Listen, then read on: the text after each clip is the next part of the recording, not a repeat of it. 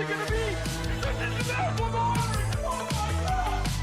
My brain's going to explode. My brain's going to explode. There's something sinister afoot, absolutely.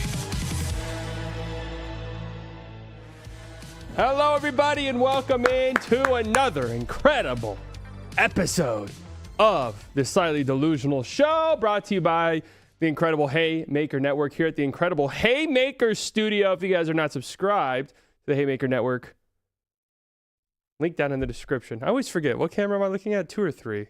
Either way. Guys, I'm just used to a webcam. Couple things here at this top. Make sure you guys check out Haymaker. Obviously, if you guys are Cowboys fans, God bless you. But if you guys are Cowboys fans, check out the One Star Cowboys podcast, presented by Haymaker. It's out every week on YouTube and all podcast platforms. My buddy, good friend, and Lukeaholics participant, Kevin Turner, a.k.a. KT, with the Athletics, John Makota, Saad Youssef, and Kent Garrison talk Cowboys, NFL, and everything else they want to. That's right, folks. Epstein Files. They talk about it on there. This week, don't miss a wild conversation about the Epstein Files. Oh, sorry. Shocking opinions on the Super Bowl halftime show. Oh, that's great. That's good. Which led to a huge fight. Oh, boy. Plus, it's Cowboys draft season. They have a little fun with mock draft. So make sure you guys go check that out if you are fans of the Dallas Cowboys, which, again, I'm sorry for you if that's the case. Man, a decent amount to go over.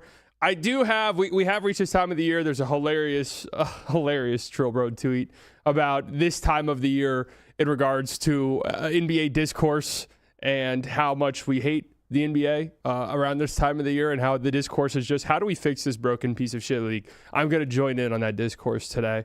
But we do have some news to go over at the top here. Now, just a couple days ago, we were jumping up and down in joy with celebration that, oh my Lord, the Dumonts and the Adelsons are actually going to sell the Dallas Mavericks to Mark Cuban. This was the report going around, and our lives will be saved and everything will be better.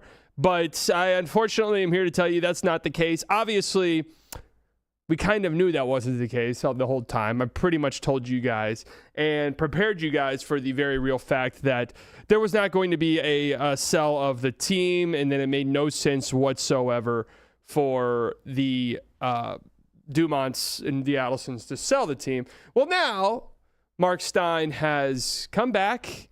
More from the source close to Patrick Dumont tonight. The Dumont and Adelson families remain fully committed to the Dallas Mavericks franchise and the Dallas community. They remain focused on building a championship organization for the long term. But the funniest part of this, and the funniest quote from this, story update. A source close to Mavericks owner Patrick Dumont tells the Steinline tonight that the team is not for sale, and this is where it gets hilarious. And the Adelson and Dumont families look forward to expanding their ownership stake over time. Now, if you're wondering what they mean by that, they own, 73% of the team. Mark Cuban owns 27%, but I believe there's optionality within the contract that says that they can buy down Cuban's share to 9% whenever they like. So basically, this comes across as the Dumonts and the Adelsons saying, oh, you thought that shit was funny, Mark Cuban? You're done. You are done. Your ownership stake is now going to dwindle to 9%. It is over and done with for you. I find that hilarious. So, and actually it makes me put my tinfoil hat on a little bit here. And I do have to question, was this something that Mark Cuban intended? Like, was Mark Cuban like, I want my money? Like, what is it? I mean, if you get bought down nearly 20% of this Mavs team based off evaluations is what, like $600-700 million? Maybe Cuban's like, I want that $600-700 million. So let me just be a nuisance and hopefully they buy me down. Right? Hopefully they buy me down. And that could be the end of that. And I get out. Maybe that makes sense. Because maybe Cuban looked at this and was like, hey, either way it's a win for me. Either way I get paid, I get bought out, I get bought down, I get hundreds of millions of dollars, or I actually gain some traction here. And a family with a lot of money, like maybe the Hunt family who owns the Chiefs, comes in and says, yeah, we'll actually be in on this. We'll pony up and we'll pay out the ass to buy out the Mavs. And the Adelsons are like, actually, I'm kind of interested in that. Now that you say that, I'm interested. And then Cuban can come back, or he gets bought out. Either way, it's a win-win. Either way, it's a win-win. So, yeah, I mean, I never really put much stock into this at all. Wait, what is this? Your video is 91 in Slovenia? What is this? Celebrate, man. The video is 91, number 91 in Slovenia. All right, guys, we did it. In the whole country of Slovenia. We did it, guys. Lukaholic's video was number 91 in the entire country of Slovenia. Basically, I'm like a Slovenian C-lister. You're a top 100 Slovenian. I think, honestly, if I were to, I think I'd be like a C or D lister in Slovenia. I think we can make that happen. We'd still love to visit that country. Here it's beautiful. Hear nothing but great things about it. But yeah, it does kind of suck that, there was that brief moment of hype. And I never bought into it. I don't really get why it got reported the way that it did. It really just seemed like a pipe dream from the moment it came out. So, okay, whatever. That comes to a conclusion and that comes to an end. That's the end of that. Do you think Miriam knows who Luka is and that they traded him? Yes, I do think Miriam knows who Luka is, although I would say 100% with 100% certainty. Again, I'm 100% certain that she knows who Kyrie Irving is. I will continue to say that. So make sure you guys join the Discord. I'm about to send links in here. If you guys ever want to send something in the chat, this is the way to go about it. Through the Discord link, if you guys want me to look at certain things. Usually it's during game streams and stuff like that, but sometimes there's stuff that you guys send that's interesting and worth talking about. Completely unrelated to anything. I want to talk about something like this because this got sent in the Discord. Why? I'm not really sure. Do we have AI bros in the Discord? What's going on there? I don't know. But this AI video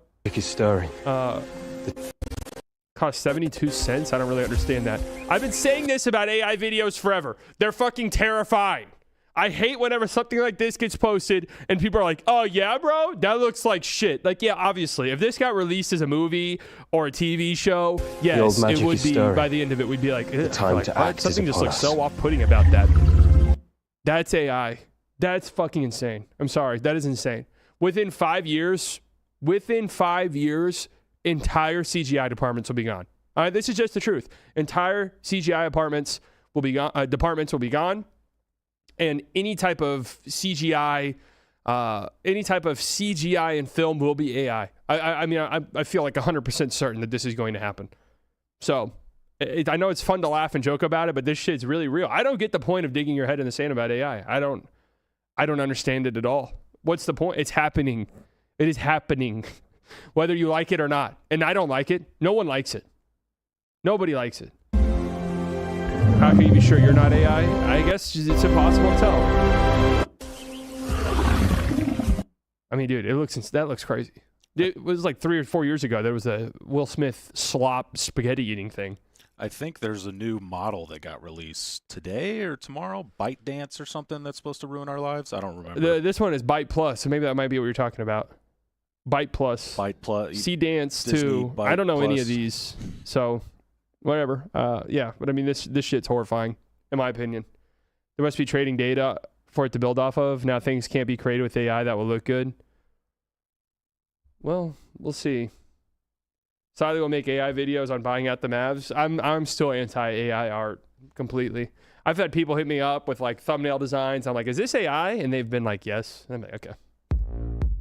Paul with the 2. I have been AI this whole time. What? AI? You got AI chatbots that are donating? Oh, I'm in on AI. Wait a second. No, AI can stay. AI chatbots that donate real money. Okay, fine. AI, you win. Fairs. You win. We got a couple other things to talk about here. Unfortunate news just across the board. Cooper Flagg actually is injured. So at this time of the year with these teams, you never really know. Oh, wait. This is my favorite video going out right now. Liberal. Happy fun, la la la. Human smuggling, fentanyl deaths, forced government euthanasia. Oh, that has been in my head all day. But it's one of those things you cannot quote because everyone's gonna think you're insane. Shams nuke. Is that Dana White plus? Yeah, oh. That's Dana White. Shams. Okay, Jeremy Sohan going to the Knicks. Okay, there you go. Big story. Shams nuke. Jeremy Sohan to the Knicks. Hey, not a bad pickup by them. Not a bad pickup by them whatsoever. More bad news. It appears as though Cooper Flagg is actually hurt. He had an MRI on his foot in the All-Star break, but still, if Cooper Flagg's out like multiple weeks with this, Jesus, that would be absolutely brutal. I guess we'll have to wait and see what this looks like following the All-Star break. We'll get reporting once we get closer to the season kicking back off following the All-Star break. But man, that would be brutal. I mean, the only reason to watch this team, and I'm just being truthful, the only reason to watch the Dallas Mavericks, and he's currently injured. I actually am curious. I like doing this check-in every now and then. What are the current odds for awards? Because where's our guy Coop at? Does this affect his odds? Shea's now minus 220 for MVP, which is interesting because that's like some of the lowest he's been in quite some time. But who's gaining ground? I guess they're saying because Jokic is back, but Jokic really hasn't been that good since he's come back from injury. Cade at plus 2,000, Luka with his injury plus 2,000. I'm actually a little bit surprised Wemby isn't creeping up a little bit higher because it does seem as though he's probably going to get to 65 games. McMahon said they at least expect him to be healthy after the All-Star. Yeah, I heard that too, but you'd never know. I mean, you really never, ever know, truthfully. Because Wemby's the overwhelming favorite to win Defensive Player of the Year now at this point, which does go to show they think Wemby's going to play 65 games, which I would say his MVP odds should be higher than this. I think they should be at least the same level as Luka and Cade. If those guys are going to be plus 2,000. It should be low. He's on the best team in basketball with the best supporting cast. Who, Wemby? Or are you talking about Shea? Cooper's minus 750. This was just minus 11,000, I think. So, or 1,100, I guess I should say. So I think the injury stuff did knock him down just a tiny bit. But anyways. Our boy's going to win Rookie of the Year, guys. ROY. What did I say? What were the numbers? The numbers where I said I'd wear a Cooper Flagg jersey every day for a month if he hit. It was like 19 points, which he's going to get. He's averaging 20 and a half. He's over the rebounds. I think it was 4.5 assists. That's the hang up right now. Can Cooper Flagg, when he comes back, get up to 4.5 assists? I don't know. It would have to be a pretty substantial. No, we don't round up. It'd have to be a pretty substantial in the assist category to close out the season, which is possible. Guys have to make shots, of course, but it is possible. So that's something to monitor over the next couple of months. Does Rookie of the Year have a 65-game minimum? Honestly, good question. I do not know the answer to that. I don't think so. I think the 65-game minimum only applies to all NBA teams, MVP, and Defensive Player of the Year. I could be wrong about that. I don't think it applies to Rookie of the Year. But I don't know. I mean, I don't think Coop's at any risk of missing that. It doesn't. You don't have to play 65 games for Rookie of the Year. Okay, cool. Yeah, Cam Thomas. How about Cam Thomas? Was that his first game in Milwaukee? Either way, it popped off. Absolutely popped off. Against the Magic last night. Hilarious player. But Khan can overlap him with Flagg missing time. Yeah. I think Coop's going to win Rookie of the Year by the end of it, when it's all said and done. And they don't seem too concerned about it, which means I'm not too concerned about it. So that's what we got. And then other big news regarding Jaren Jackson Jr. is going to miss the remainder of the season with a knee surgery, which sucks, and obviously everyone's going to point to this for tanking. The Jazz are tanking and shutting them down. Now, from what I understood about this, a localized PVNS growth was discovered post-trade. So this basically sounds like a benign tumor or something that's growing on his knee that they're getting off of. Apparently it's a tumor, so I'm chill on Jaren Jackson Jr. Yeah, that's apparently what it is, and it can grow and make things worse. So he's going to get surgery on it. I don't think there's too much in the way of like tanking here, unless you want to argue, and I've seen some people say it, that you could get this in the off season and it won't make much of a difference. I don't know, man. Like, what? If there actually is injuries, it makes sense. I'm surprised we haven't heard. I know Anthony Davis isn't expected to play this year, but I'm surprised he's not just getting this hand surgery that he was supposed to get. So. And I understand when I was piling on the Jazz for tanking, I wasn't even really trying to pile on them. I understand it. Tanking is not any individual team's fault. Okay? It's not any individual team's fault. What is it, a sleeper notification? Oh, Jeremy Sohan plans to sign with the Knicks. Yeah, you're way behind the times. You're way behind the times, sleeper. It's not anyone in particular's fault, any team's fault. It's just the fact that it exists, right? So I did see somebody, I don't know if they were theorizing or if this was a report, that they knew about this after the trade and knew he's going to need surgery, but Jaren Jackson Jr. wanted to play a little bit with his new team first. I don't know how true that is or what. Sirens going off outside. Don't know if you guys can hear it. Where this studio is located, I mean, there's just a million fucking things going on. It's a miracle. The sound design in here, it's incredible. It's a miracle you guys don't hear construction, yelling, everything going on outside. Frisco, man, it's just every street's under construction. How's that even possible? How is that even possible for every singular street to be under construction? Every single one of them. I don't. At once. I had the cops come get intern Dylan. I've had enough. Thank God, man. Thank God. So that's our sort of tactic here. Once the unpaid internships, like there's kind of laws on how long you can have them.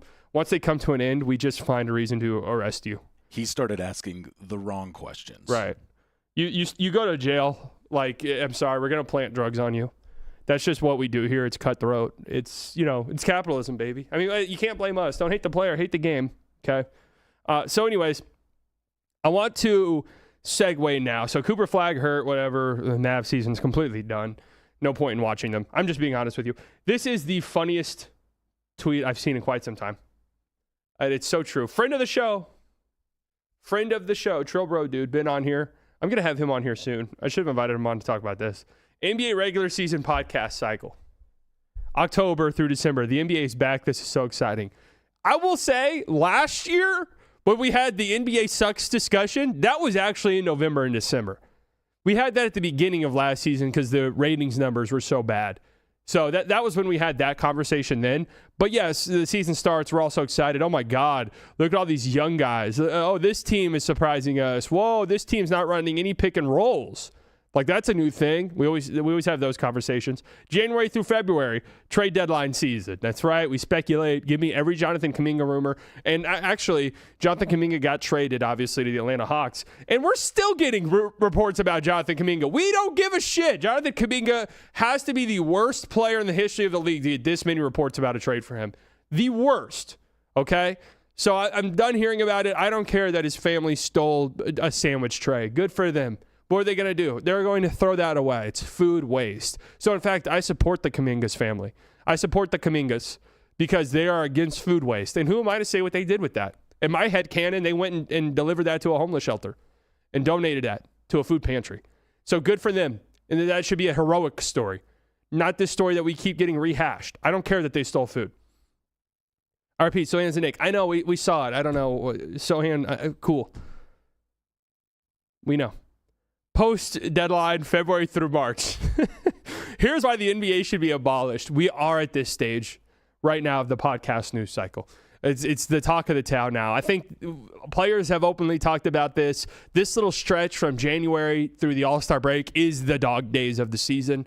All the preseason, early season hype has completely worn off. You're not like fully geared up for the playoffs just yet, and you're just going one day at a time. And this is where I think, too, there's almost some podcast fatigue. We can only talk about, look how fun and exciting the Hornets are so many times. We can only talk about, whoa, guys, the Heat, look at the pace they play with so many times before you literally run out of topics. So then it's like, wait a second, guys, this league actually fucking sucks. Like, this league's actually terrible. And then April, June, nice playoffs are here. Yes, and I do expect this season's postseason to be incredible. I think it's going to be so great. I think the post-All-Star break is going to be awesome with, these teams that are probably looking at the situation and thinking, oh, my God, the league actually is quite open. Like, it really is open. I think it's going to be awesome, and I'm pumped for the playoffs. I think it's going to be fantastic. Winter Olympics ready than NBA. Man, I've been slacking on the Winter Olympics. I told myself I was going to watch it, and I will throw it on in the background from time to time. Winter Olympics, and I'm derailing myself here because I do have a segue here. We actually have a Google PowerPoint, guys. Google PowerPoints are back. I have a Google PowerPoint to go over with you guys. Happy Thursday, Slightly Biased in chat. Thank you. Somebody in the chat earlier said happy birthday, and I don't know if they're under the impression that's my birthday. It's not my birthday. So, Dude, happy birthday. No, it's still a ways away, but thank you guys for the early wishes. But anyways, Winter Olympics are insane. Like the Summer Olympics, it's pretty standard stuff. They've been doing all that stuff since the Greeks, right? Like, well, let's go outside. Let's run around this track. Okay, great. Whoever finishes first wins. Let's pick up this heavy-ass rock and throw it. Whoever throws it the furthest wins. Congratulations. Let's go in this body of water and swim. Whoever makes it to the end first wins. Congratulations. Winter Olympics is the stuff of psychopaths. How do they even come up with half the sports that are in that thing? I have no idea. Hey, let me put these long-ass skis on. You see that giant slope? I'm going to jump 1 mile into the air and land on the other side. Who the fuck? How do you even determine you're good at that? That's the thing I always wonder. How do you even determine that you're good at something like that? Hey, what if I got in this sled and flew down this slope at 95 miles an hour? And then not only that, but what if I did it with somebody on top of me as well? Did you see Lindsey Vohn's post-surgery picture? Yeah. Jeez, that Lindsey Vonn injury is nuts, man. And I love the people who are like, well, it wasn't because of her ACL. Like, dude, I'm sure the ACL being torn had a lot to do with her crashing. But yeah, that looked disgusting. So, and then something like that, like I'm about to go down this giant mountain as fast as I possibly can. Happy 40th, Chaitley. Not Chaitley, and it's also not my 40th. So thank you. And it's not even my birthday, and I'm not even close to 40 if it were my birthday. So yeah, curling, curling is awesome. It's an awesome sport to watch. It actually is. What other? I saw the figure skating thing. A guy did a backflip on the ice with skates. How do you even do that? Oh no! And the craziest one was that dude that one event where you're running uphill, full speed sprint uphill for a mile wearing skis. That guy did it in under 6 minutes. How is that even possible? That has to be the greatest athletic feat of all time. Let me see if I can find a video of that. Cross-country skiing. Well, this was like a sprint. This right here. Skiing uphill is truly insane. Look at this. That's got to have the Rocky music behind it or something for it to... What? Like, what's going through his mind right then? And he did it under 6 minute mile, sub 6 minute mile pace uphill on skis. Is this the greatest athletic feat of all time? The determination, dude. There's not an NBA player in January that has that look on their face. Hell no. This is also this is one of those things too, where it's like, how do you find out, like, yeah, dude, you're pretty fast. Imagine if we put skis on you and we ran you up a mountain. Like, imagine how fast you'd be then. Is there like a different technique? Dude, this is crazy to look at. How fast he's going. 11 miles an hour. Oh, jeez. He's got to be able to dunk after being able to do something like that, I would think. No, he's probably 5'5". That's the one thing about all these Olympians. They're like 5'4". But they are incredibly strong they pack a mighty punch. They all horse race in the summer. Yeah. Looks like slightly when he's running up to his local McDonald's.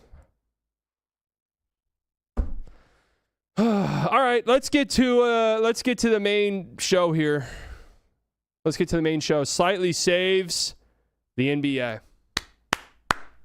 That's right, guys. I'm saving it. So I'm going to join in on the NBA is trash discourse and jump in and give my 2 cents and my opinions on it. And I always say this. I said this last year when we talked about ratings and how you can fix it. I'm coming at this from an actual place of love. Many people who talk about the NBA and talk about how terrible it is come at it from a place of hate. Come at it from a place of hatred. They don't like the league. They hate it for whatever reason. They're too caught up in nostalgia. They don't realize that the reason why I don't like the league anymore is just because I've gotten older and I don't have time for it. It's not because the 80s or 90s were better. Whenever you go back and watch those games, they're clearly not better. This is the best on-court product we've ever seen in the history of the league. This is the most talent we've ever had in the history of the league. And when two great teams are playing each other, when you have a great playoff matchup, I don't think there is a professional sport, at least American, that matches up with the NBA. Okay, so I'm coming at it from a place of love. How can we improve the game as much as possible? I've already kind of talked about this earlier this year about how we can save the end of games because the last 2 minutes of games can just be excruciating at times, and that should be the most entertaining thing in sports. Like a final 2 minutes between two great NBA teams, some of the best athletes on the planet going at it for the last 2 minutes of a game, back and forth. Every bucket matters. That should be the most fun and exciting thing of a game, and oftentimes it gets dragged out to be complete and total trash, if I'm just being real. 20 minutes for 2 minutes. So I don't have anything like that. I don't have any like rule changes or anything that would affect like the on-court product. But let's kind of get into it. The play-in tournament. First things first. Play-in tournament. Goodbye. It's gone. Completely gone. Okay. Sorry about that, guys. Play-in tournament completely and totally gone. That was actually Adam Silver calling me because I'm supposed to meet with him soon to go over this exact thing. But yeah, play-in tournament, gone. There's no reason to have it. Think about how embarrassing this is as a league. You implemented this with the idea being, all right, if 20 of our 30 teams, that's just fucking crazy to think about. If 20 of our 30 teams had a chance at postseason basketball, because that's what this is, it is postseason basketball. If 20 of our 30 teams have a chance, everyone will try.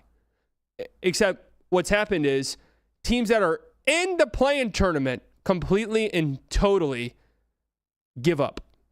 The Chicago Bulls were in a play-in spot when they decided to sell this deadline. The Grizzlies were either in a play-in spot or right outside a play-in spot when they decided to sell. The Mavs were right outside of a play-in spot. They decided to sell instead of waiting for AD to come back for a play-in tournament. Nobody gives a fuck.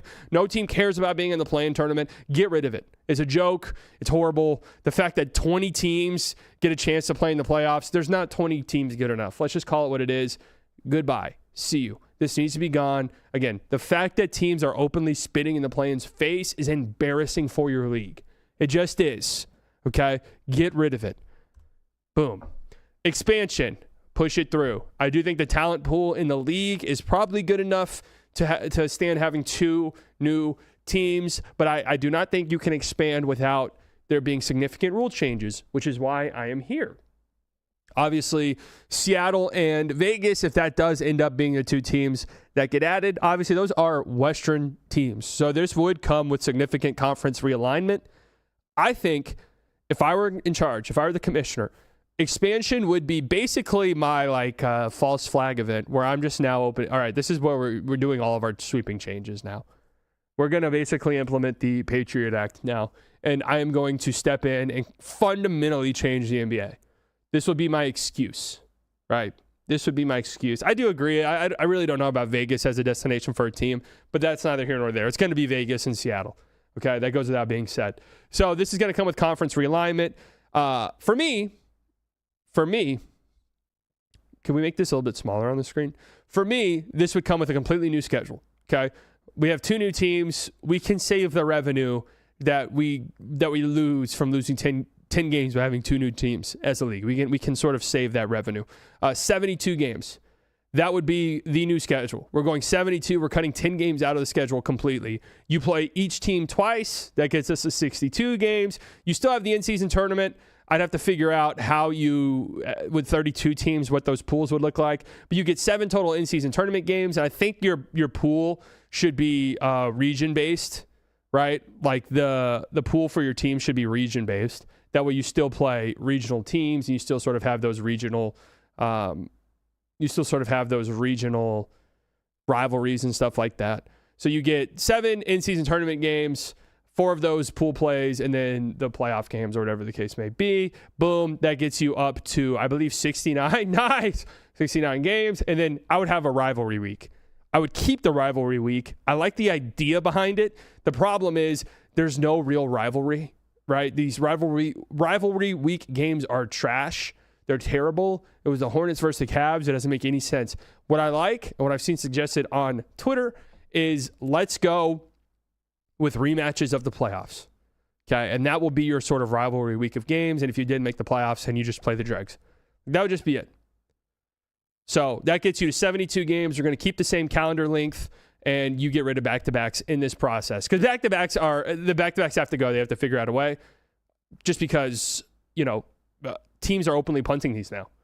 I mean, teams, seriously, if you're going to a back-to-back front end, back end, and it's kind of switched now. I feel like it used to be teams just punt the back end of a back-to-back, but now it's kind of changed where they'll strategically look at it. They might punt the front end of a back-to-back, but teams are punting back-to-backs, and you just need to get rid of them. At the end of the day, you have to remember, and I've said this before, you're an entertainment industry, okay? Fans are paying money. Fans save up for so long to afford these tickets, to go to games, and you're openly spitting in their face when they go to games and have the team sitting.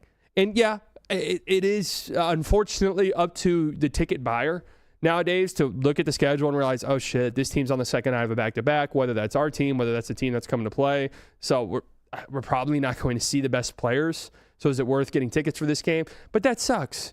That just sucks that you have built-in games on your schedule that are basically punt games that you're conceding. That shouldn't happen.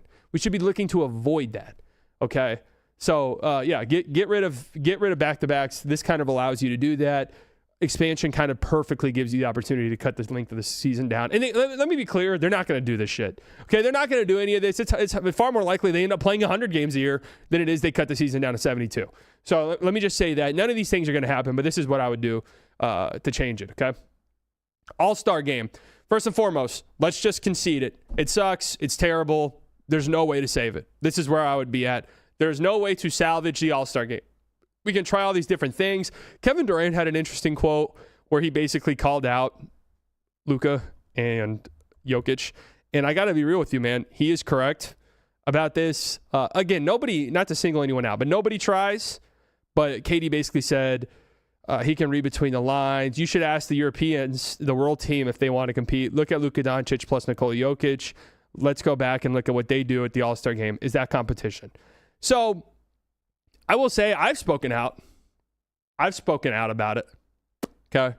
In fact, this was one of the things that got me absolutely slaughtered by Eastern Europeans and Luka stands because I took kind of like I forgot which All-Star game it was, but I was like, dude, this is kind of embarrassing. Luka, and again, I'm not singling anybody out here, really. I'm just going off of what KD said. Nobody really tries in the All-Star game. Okay. I think Luka gives the least amount of effort out of anybody I've ever seen in the All-Star game.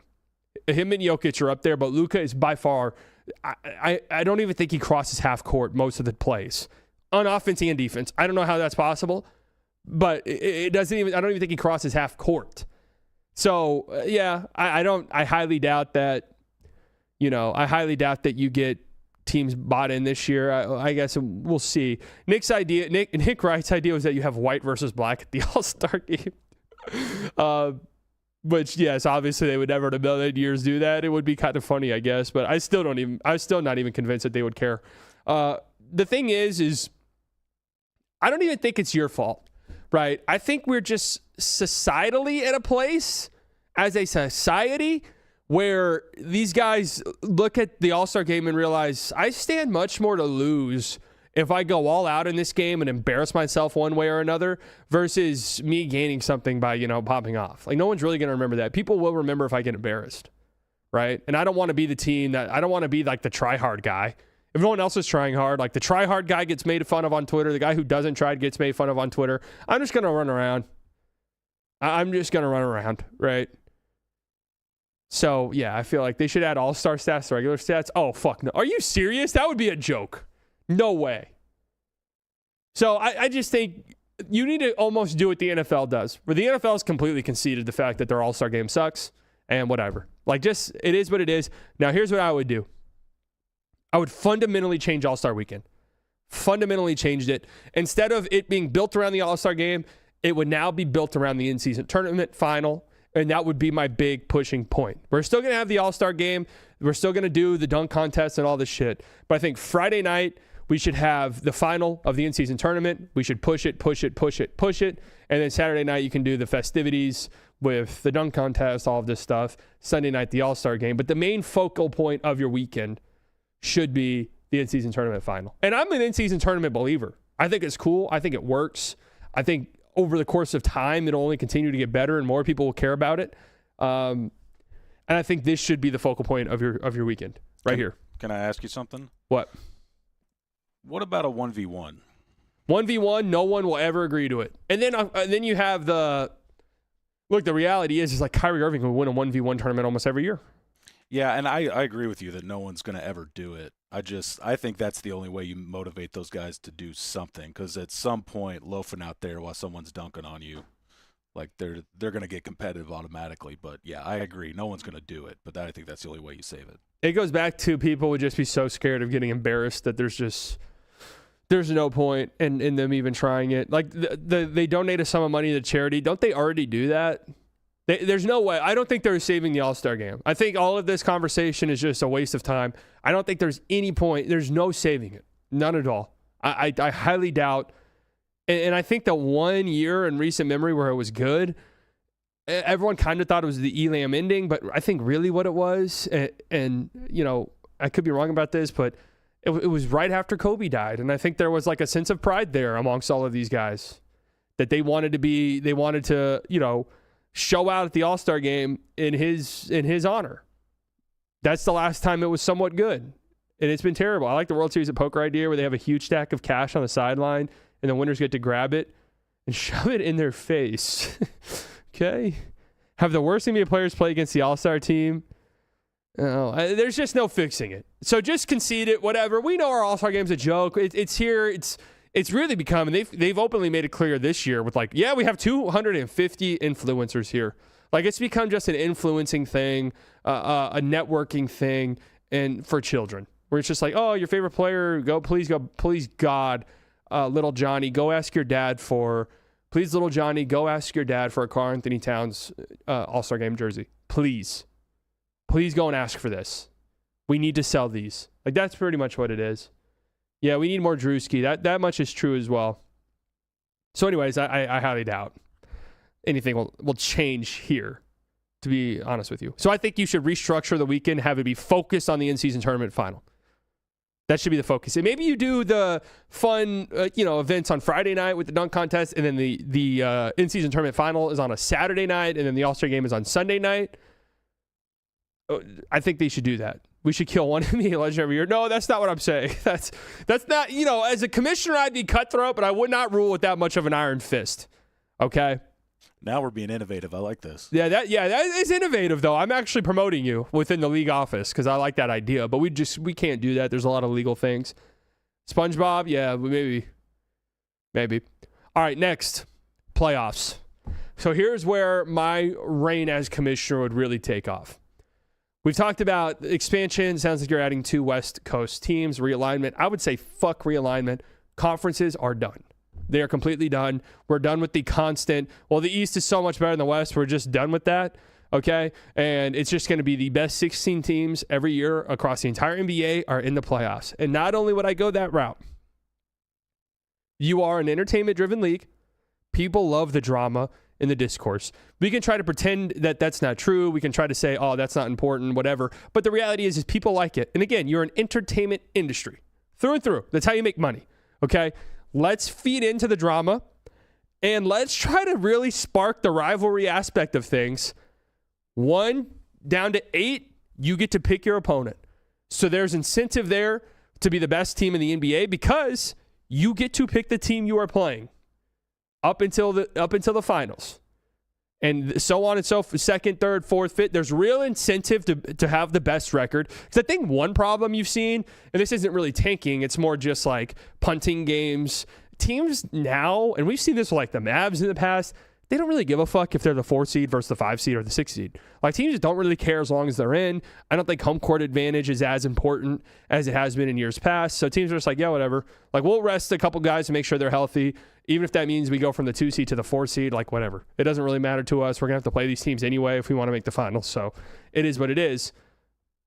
Top teams get to pick their opponents. It would add into the intrigue. It would add into the drama element. Think about how fun it would be when a team gets picked and they upset them. I think this could be a genuinely great idea. How do you round out the schedule? Home and homes account for 58 games. Home and homes account for 58 games. 29. No. In this whole scenario we're going with here, we have expansion. So there's 32 teams. There's 32 teams. So that gets you to 62, and then I added in-season tournament games and then a rivalry week. That gets you to 72. No, 60, because there's 32 teams. You'd play 31 teams. So that gets you to 62, and then I add another 10 games. So we're shortening the season to 72. No, and I would change the first round to best of 5 personally. I would change the first round to best of 5, but they wouldn't do that because you're just going to lose money. But yes, best of 5. I like that for the first round. I do think the playoffs can sometimes it lasts a really long time. 2 months, and I love it. The playoffs are fucking awesome. How do you balance the extra games to smooth out the strength of schedule? I mean, some teams are going to have easier games. Like there's strength. This isn't college sports. Like it just is what it is. I would love a best of 5. Game 7 just holds such weight. It's hard to get rid of it. I would not change the length of any, like, second round, conference finals, 7 games. There's no changing that whatsoever. Like, think about it. It's what, we're only, I think, 20 years since we've changed the first round. A little over 20 years. But yeah, this is a money thing. They would never do this, but that is what it is. 8 viewers. You really fell, Luka Merchant. 8 viewers. What are you talking about? Best of 9 finals? Hell yeah. Hell yeah. A 65 game rule would be gone in this scenario just because there's also a 72 game season, so it wouldn't really make sense. But yeah, I would get rid of the 65 game rule as well. I guess in this scenario, no, I don't like that idea. 8 from each conference. I just think, do we really believe the best 16 teams in the league are in the playoffs every year? I mean, I don't. Thoughts on 72 games impacting all-time records? Yeah, there's just stuff that you're going to have to concede. Like, here's the thing with all of this. The league has to sit down and basically decide, do we think our regular season product is so woeful and so down bad that we have to sacrifice elsewhere? Because if we think this tanking problem is just whatever, it's just par for the course, it's just something that's going to happen. If we think the discussion about our regular season product is so bad, if we think that doesn't actually affect our bottom lines and whatever, we don't give a fuck. Let these guys go crazy on their podcasts. It doesn't really matter.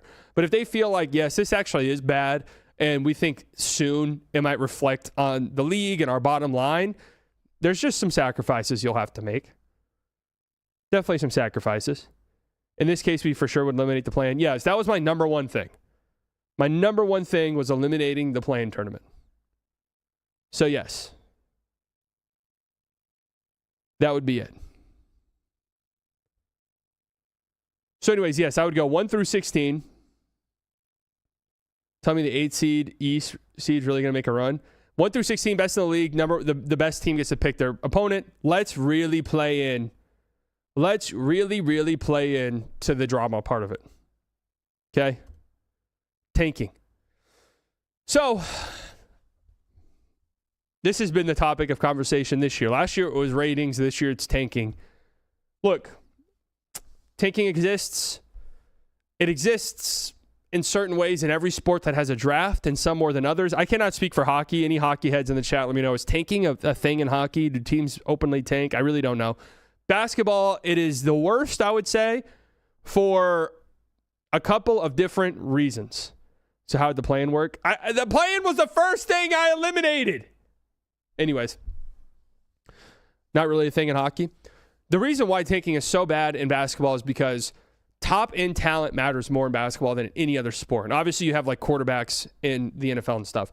But in basketball, go through the history of the league, it is pretty much impossible, or next to impossible, I guess I should say, because it has happened, but next to impossible to win an NBA championship without a top 5 player. And your best chance at getting one of those guys is to have a high pick in the draft. Now, what's kind of ironic about all of this with tanking and getting the highest pick? How do bad teams never have a chance because they don't get high picks? You go through the recent history of the league and the champions, 2020, the Lakers, they bought their team. That's the Lakers. Obviously, LeBron wasn't drafted there. AD wasn't drafted there. Both number 1 overall picks, but not drafted by that team. The Bucks in 2021, Giannis, mid-first round pick? The Warriors 2022, Steph, Draymond, Clay, none of these guys were top picks. Okay, they just built their team really well. And funny enough, that Warriors team, all of their high-end picks that they've had recently, all busted, all complete and total flops, right? Nuggets, Jokic, second-round pick. Celtics, Tatum and Jaylen Brown, top picks. Neither of them were their picks. So it is possible to win without tanking, right? To win without tanking. But teams realize the best way for us to get good is by having our stabs at these top end talents. Like, let's just be real. So because of that, tanking exists. If you are strongly anti-tanking, if you're somebody like, this is the worst thing in the league, the fact that there's now something like 10 teams across the entire association that will be basically punting like literally taking their ass off for half the year almost. Pre-All-Star break, we have blatant tanking. We have to fix this. This is the number one problem. And you think that you can fix that by doing anything other than abolishing the draft, you're incorrect. And you're not really anti-tanking. That's what I'll say. Okay? You're like an establishment Democrat. You know, deep down, you know what you need to do. But you're just too pussy to do it. And that's just the truth. Flattening the odds, getting this odd, getting that odd, changing it to this, there will always be tanking. It will always lead to tanking. I've seen that. Well, what if the ninth seed? So if you miss the playoffs, you're the ninth seed. That team has the highest odds. Congratulations. 6th, 7th, 8th seeds in the playoffs will be actively trying to lose games. Why on earth would I want to be the 8th seed to go and lose in 4 games to the Oklahoma City Thunder when I could be the 9th seed and have the best chance at making the NBA, winning the NBA lottery? What if we just flatten the odds? If you don't make the playoffs, everybody has the same chance to get the first overall pick, so there's no real reason to like really bottom out. Congratulations. Again, if I'm the 8th seed, I'm looking at the situation and saying, oh, I either get to get blasted by the Thunder in round 1, or I get the same percentage chance as everyone else. They draft, Darren Peterson. Congratulations. You just now actually made tanking more embarrassing for the league, because now it's actual like decent teams who are deciding to shut it down at the end of the year. Every situation leads back to tanking. Teams will always take advantage of any incentivization to lose games. This is just the truth. Now, maybe you just say, hey, this just is what it is. It's going to happen. We've tried. Like everybody, it's funny because all of the anti-tank people who are like, yeah, and what they've done in recent years, like this was their attempt to get rid of tanking. This idea that we're going to flatten the odds a little bit. So there's no real incentive to be absolute dog shit. And that's proven to be true. You've seen the Mavs last year move up. You saw the Hawks move up. You've seen teams like the Spurs move up, okay? The people who say that's unfair to bad teams, we need a fixed draft order. I do not understand this topic. I don't understand this talking point. Fixed draft order, a team will go 0-82. I promise you they would. A team would try to go 0-82. It would be a disaster. It would be a disaster. Mavs homer with the 199. So there's 2 ways, I think. If you are planting your flag, tanking has to be solved. This is a detriment to the league, and it's going to continue to get worse as teams realize more and more, well, we need top-end talent. Fuck it. A couple of things that need to happen. Do casual fans complain about tanking? Well, I think casual fans will just straight up not watch any tanking team. So you just kind of concede whatever teams are bad. There's teams that certain fans won't watch. Like that's, as a league, you just kind of have to concede that. Right? But yes, I casual fans absolutely do complain about tanking. What's wrong with tanking? I don't mind my team prioritizing the draft. Yeah, I mean, again, as long as these rules exist, teams will tank. And you're not singling out any of these teams. It's a smart thing to do. And there will always be bad teams. Like there will be teams that's just like, we're prioritizing our youth and we understand that means we're going to lose games. Like that will always exist no matter what your lottery rules are. But again, I think people are pushing back, and what's upsetting people is that teams are just openly trying to lose. Okay, it's one thing to be like, yeah, we're going to play our young guys, and if we win, we win. If we lose, we lose. But whenever you have teams that are resting entire players for fourth quarters, that's when fans are like, dude, what the fuck? This sucks. And right? It's the amount of the league, too, right? That's 100% true. It's this year is especially bad because the sheer volume of teams that are doing it. But really, the big culprit this year is the fact that pick protections exist. So I could see the argument of like, hey, get rid of pick protections because you see teams like the Jazz who are like, yeah, we have to lose games because losing this pick will be horribly detrimental to our rebuild. horribly detrimental. So I understand why they're doing it. Again, the Mavs a couple years ago, I understood why they were doing it, and I defended them because they tanked the last 2 games of the season, even though they were in a position to make the play-in tournament. They tanked the last 2 games of the season because if they lost their pick, that would have really fucking sucked and made it really difficult to continue to build around Luka. And so they traded away a chance at the play-in tournament, which they wouldn't have gotten in anyways, but they traded away a chance at that to get the 10th pick in the draft, right? So if you couldn't use trade picks, would we have less tanking? Getting rid of pick protections would probably help.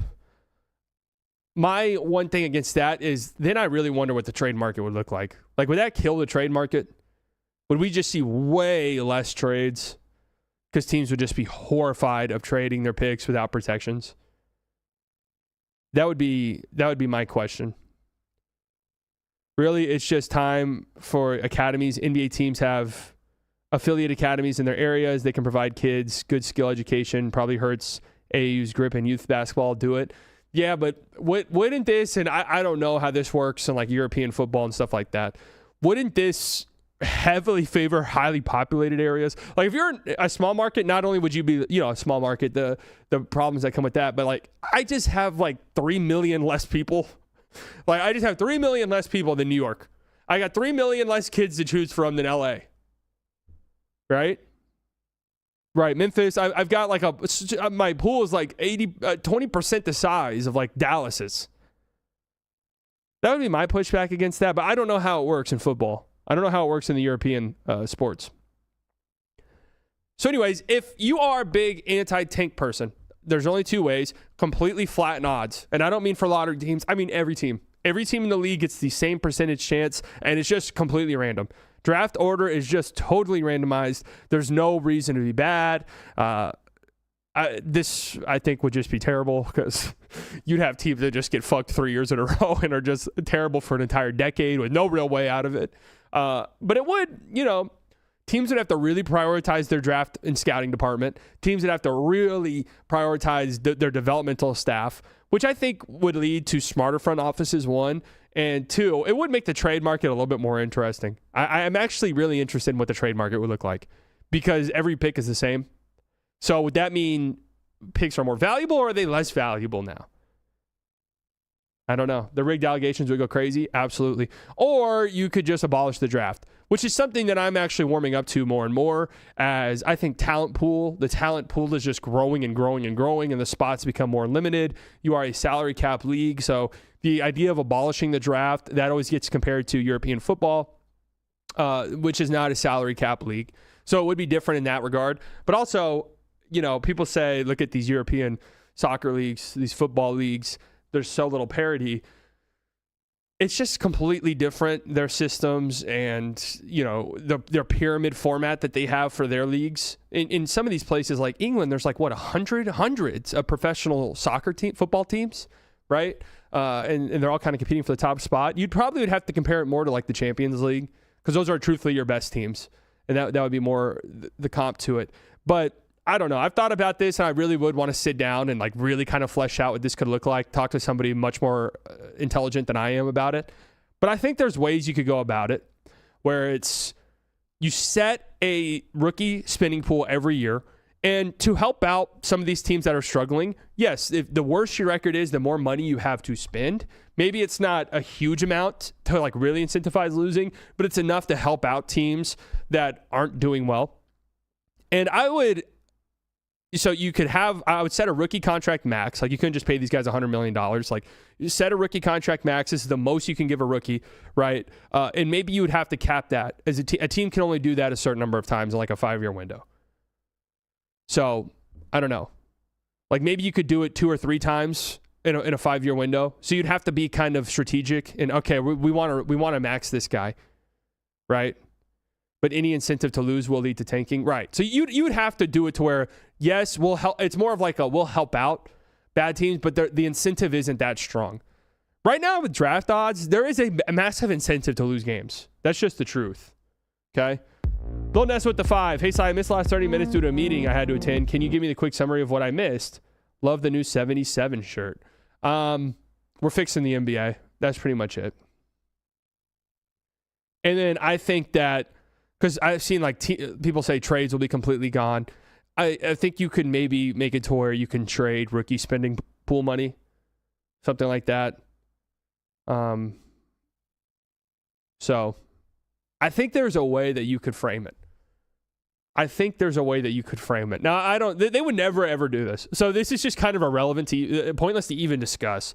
They would never in a million years do it. Well, I'd say never say never, because we could reach a point where they do it if, the league continues to grow and maybe this European venture works out really well for them. And now they're just kind of like, okay, we can get rid of the draft and do kind of like an academy-based thing. Make it like a college career fair and broadcast it to make more money. No, you would do like a signing day. So draft day would tune into signing day, and you tune in, and these players are telling you what team they picked. So some of the common pushbacks against this, which I understand, is goodbye small market teams. These big market teams would just dominate the market and would just corner every single rookie.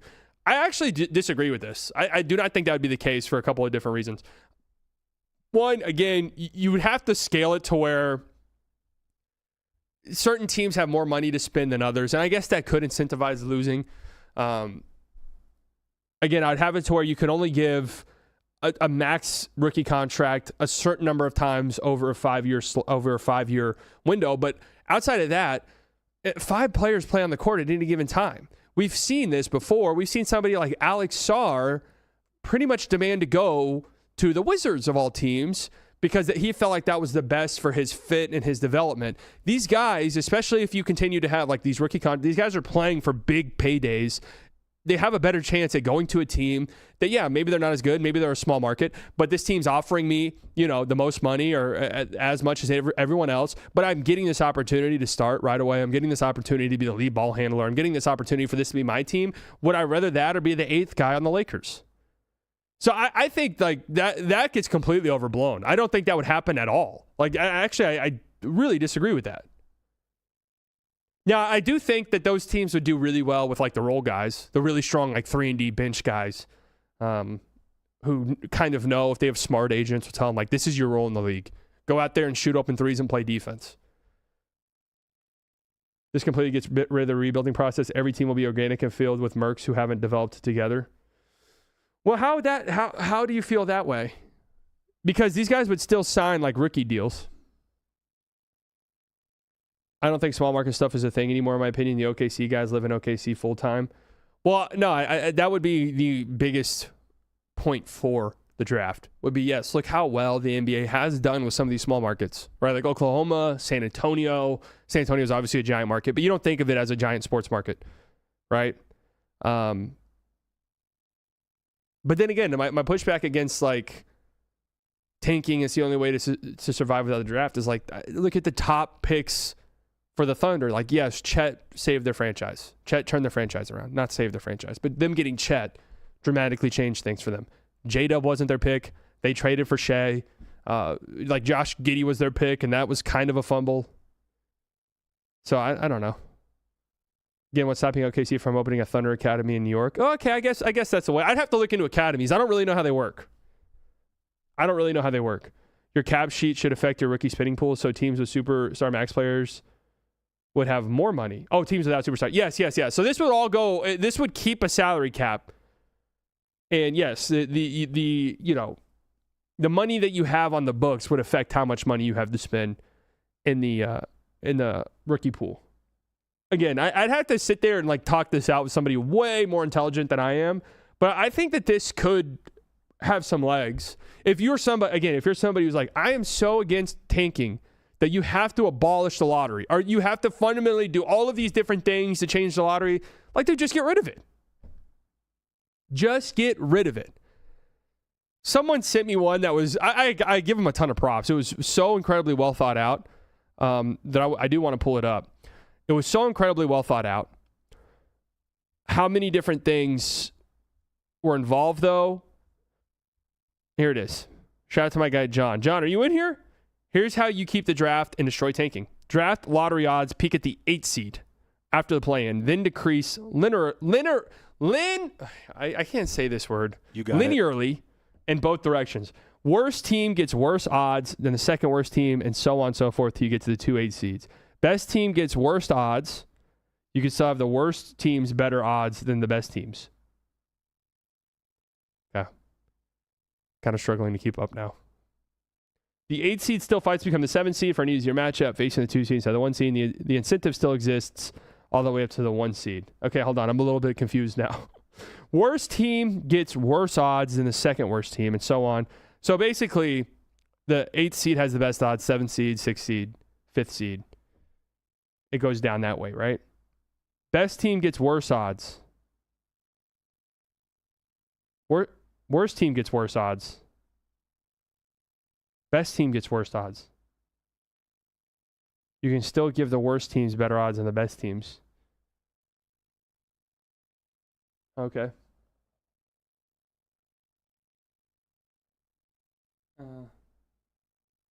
Yeah, I think a picture could help here.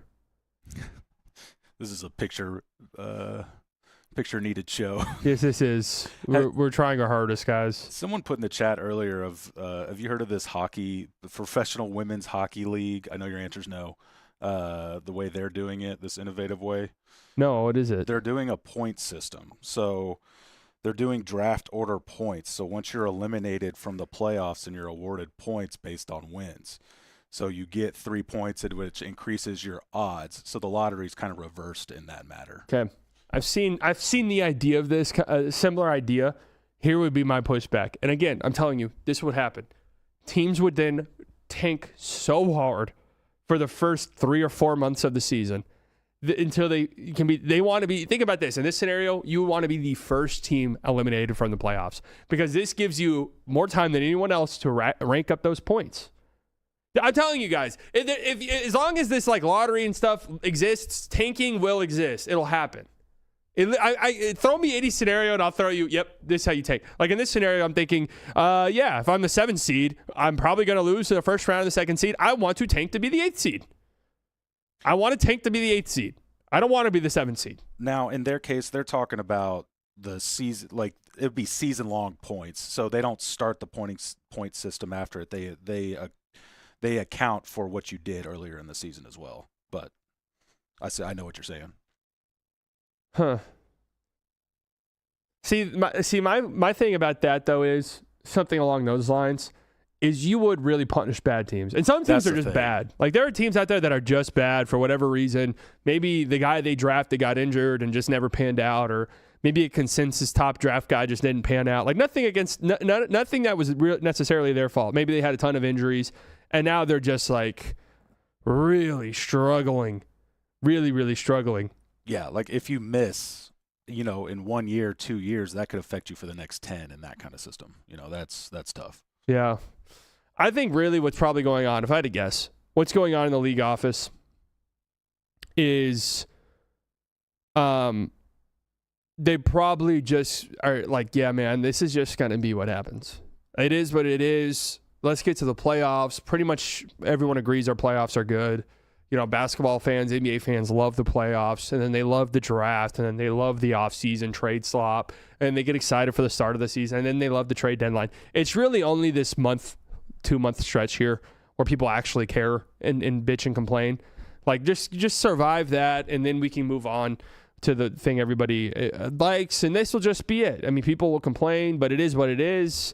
There's no real way. We've tried to combat this. To the league's credit, they have tried. The play-in tournament was an attempt on their end to try and incentivize winning, even for teams that usually wouldn't have a chance at a playoff spot. The the in-season tournament was an attempt to make regular season games mean a little bit more. The 65-game rule, that's an attempt to get these guys to play more games, right? But the reality is teams just realize, I don't give a fuck about any of that, man. I want 12% chance and then I'm one pick. Like, I don't give a fuck about the play-in tournament. I don't care about any of that shit. Cool Trainer Pat with the $2. Rig the lottery so ethically bad teams win it. I mean, I saw like one of Bill Simmons' things was you need to have sort of like a committee that punishes teams. Good luck with that. That would be a shit show. I mean, that would be a complete shit show. Because, can you imagine how horrible that would be? I hate that idea because schedule matters too much, and early tanking, of course. Yeah, again, I just feel as though no matter what, you're going to have tanking. No matter what, man. The 8th place having the best odds idea must have been written by a Bulls fan. Baby, we did it again, guys. Yes. Thank God. I like that. Thank God we called it the Bulls rule. Mavs homer with the 199. Missed playoffs, first round exits, flat lottery 1 through 22. So my pushback against that. Teams are honest with themselves. Teams know if you're an 8 seed, you know you're almost certainly not making a deep run. Would there not be, or if I'm like the 5th seed, and I feel if I get out, if I lose round 1, I have the same chance as getting the number 1 pick as everyone else. I think you run a dangerous risk there.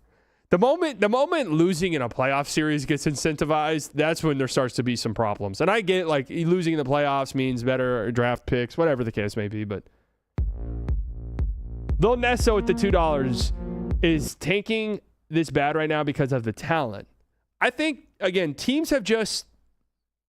I think by and large, teams are smart now, right? I do think a big reason for tanking being so bad this year is pick protections. Obviously, it's a great draft, right? Consensus. It's a fantastic draft. People want these franchise-altering talents at the top of the draft. And I think teams are just like, yeah, fuck it, man. Like, who are we fooling? It's better for our franchise long-term if we get one of these guys versus, like, trying these final 20 games of the season. And here's the thing. Tanking has literally always existed. I don't know why the idea, every time this pops up, I don't know why it's like, this is the first time this has ever happened.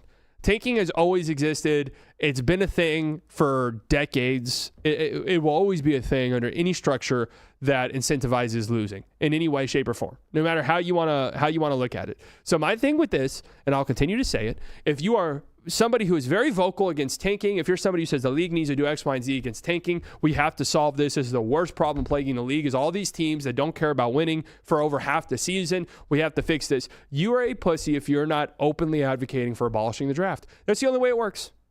It is literally the only way you can make it work. That's it. Otherwise, stop complaining about it because there's going to be tanking. That's just the truth. And again, I mean, look, the flattening the odds has literally worked the way the league has wanted it to work. It has not really incentivized losing. Though, has it? How many years in a row has it happened where the bottom team has dropped to 5th? Isn't it like 3 years in a row that's happened? That the worst team in the league has dropped to 5, right? And we've had teams move up. We've had teams dramatically move up. So, yeah, at that point, I'd say like that has worked the way it was intended to work.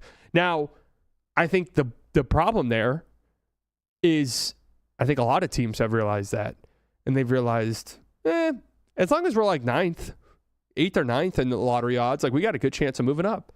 So, yeah, let's keep losing games. Fuck the play-in. We don't want to make a push for it. I'd rather have the 8th best odds and be in the play-in tournament.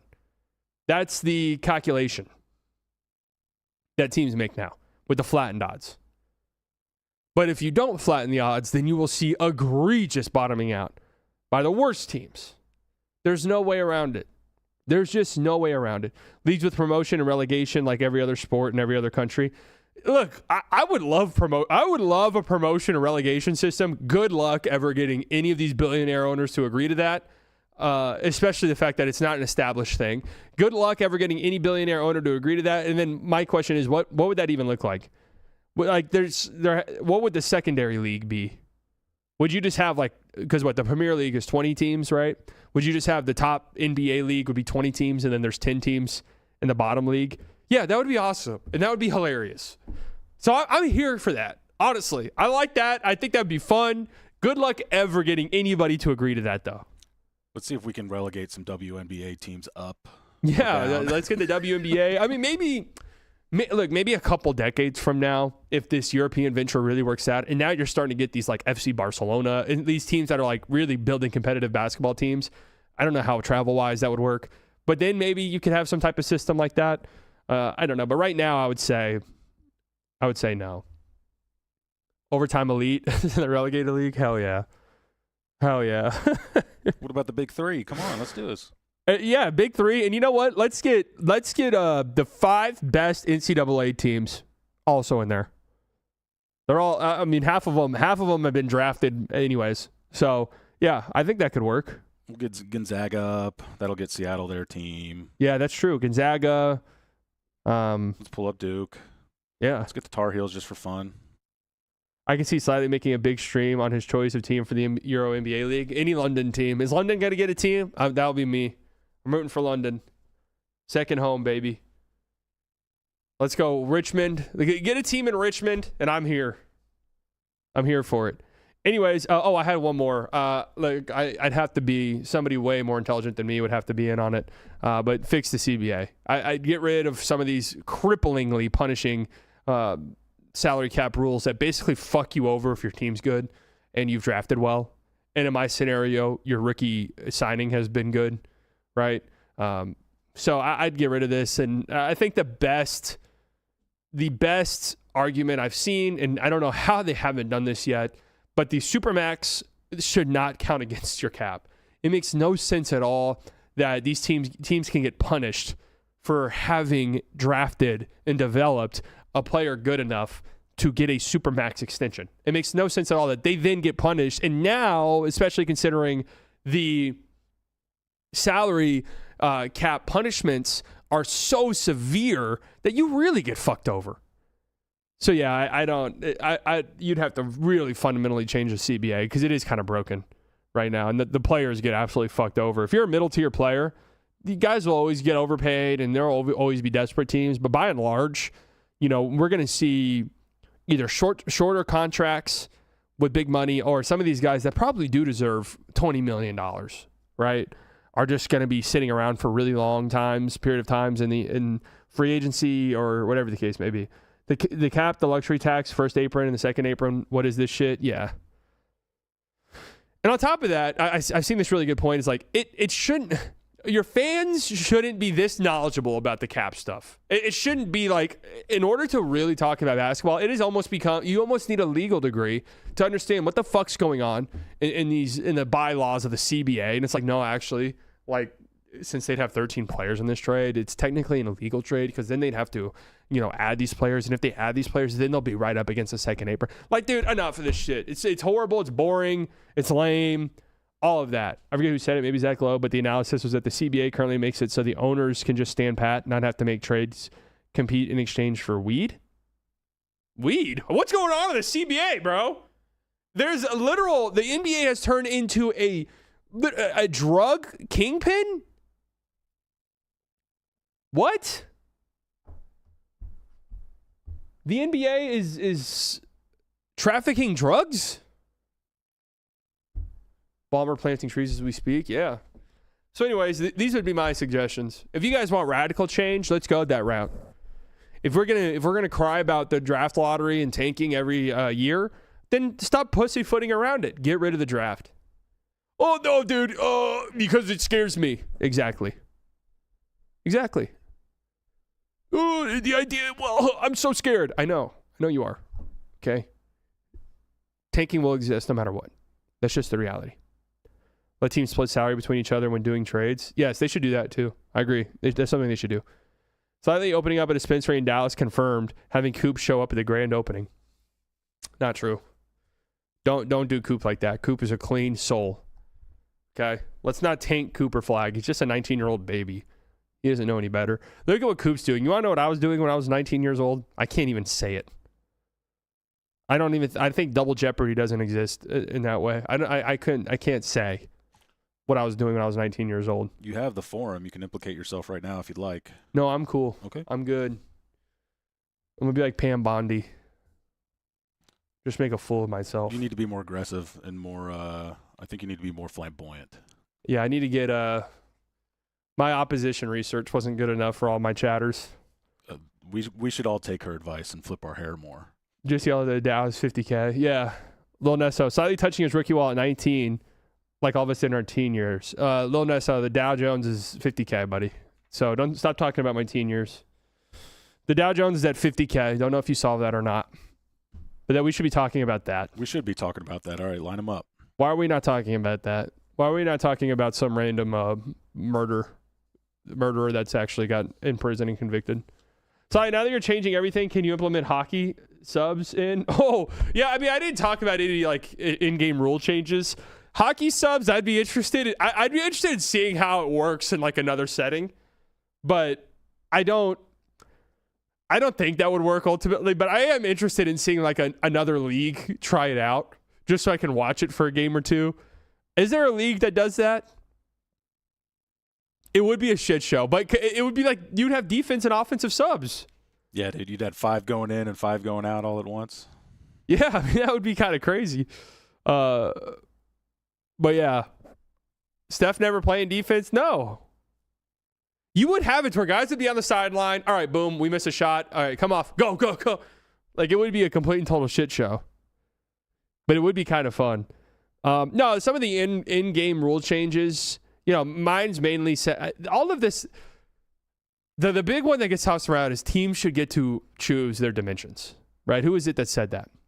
Was that Kingsbury? I don't remember who said it, but Cliff Kingsbury.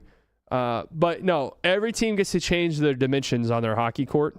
A hockey court. Jesus Christ, we need to end the stream. Are you okay? On their basketball court. It's interesting, kind of an interesting concept. Joshua with the 2, hockey subs all-star game because who cares? See, in my mind, hockey subs would be incredibly tiring. Would they not be? Just constantly cycling in and out? So there's no way they would do that at the all-star game. But I'd like to see maybe a G League game where they try that out. Could be kind of interesting. I struggle to see how it would work. But yeah, I've seen each team kind of gets to decide their own dimensions. That would be interesting. Hoop height? The way I've seen it is it's like 3-point line. You can decide how deep it goes. You can decide whether or not you even want one. I don't know if you could do hoop height. That seems like that'd be a little too fundamentally changing. Oh, I thought we were going for all of them. Yeah, I mean, hey, we'd have to listen to all of them. Another Shams report? What could this possibly be? We have to head to Houston for the 8-foot goals they put up. That would be crazy. Detroit Pistons. Oh, whoa! Hey! Cade Cunningham has purchased a minority ownership stake in the Texas Rangers. All right. Cade really is, man. I think, wait, can I tell you guys who on my way here I was thinking about? And you guys will want to shoot me. And I'm just going to be real. You guys want to kill me after I say this. And I'm actually scared of my life if I say this. Scared for my life if I say this. On my way here, I was driving and I thought to myself, man, I really miss watching this guy play. And I'm not going to say who it was because you guys will want to kill me. But I was like, man, I miss his hoops. Like I do. I miss watching him. Any guesses on who it is? Like, I genuinely miss watching him play. I don't know. Cade just signed a contract. D'Lo. Are you out of your mind? Dort. No, but close. No, guys. Don't think Mavs. Like, I'm so done. I don't give a fuck about the Mavs. I just have to be honest with you. Okay? I'm gonna just be real. Like, I don't care about them currently. No, Jesus Christ, guys. Shea. I'm talking about Shea. I was like, man, I miss watching Shea play. I like his game. But anyways, outside of Shea, who's my favorite non-Mav, I think Cade is shot up. I think he's number 2.